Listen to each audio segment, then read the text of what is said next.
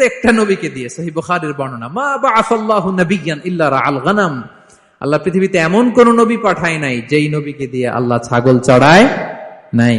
তো বিষ্ণু ইসা ইসলাম ছাগল চড়িয়েছেন, অত্যন্ত সুঠাম দেহী ছিলেন, কর্মঠ ছিলেন। তার মানে বিষ্ণু ইসা ইসলামও পরিশ্রম করে উপার্জন করেছেন, ঠিক কিনা? ছাগল চড়াতেন, তার বিনিময়ে সামান্য কিছু পারিশ্রমিক নিতেন, মজুরি নিতেন, এতে লজ্জা নাই। এজন্য এই কথা দিয়ে শুরু করেছি যে কাজে লজ্জা নেই। এই তো বিষ্ণু ইসা ইসলামের ক্যারিয়ার গেল। আমরা যদি সাহাবাদের জীবনী দেখি, ওনারাও পরিশ্রমী ছিলেন। কেউ খেজুর বাগানে কাজ করতেন, কেউ কৃষি কাজ করতেন, কেউ বাজারে ব্যবসা করতেন, কেউ বসে থাকেন নাই। হাড় ভাঙ্গা পরিশ্রম করেছেন প্রত্যেকটা সাহাবা। তারা আমাদের মডেল, তারা আমাদের সুপার হিরো, তারা আমাদের আইকন, ঠিক কিনা? নবীরা আমাদের মডেল, সাহাবারা আমাদের মডেল। বিষ্ণু ইসা ইসলামও কর্মঠ ছিলেন, ওনার সাহাবারা অত্যন্ত কর্মঠ ছিল। কেউ বসে থাকতেন না, পরিশ্রম করতেন, হাড় ভাঙ্গা পরিশ্রম করতেন, উপার্জন করতেন।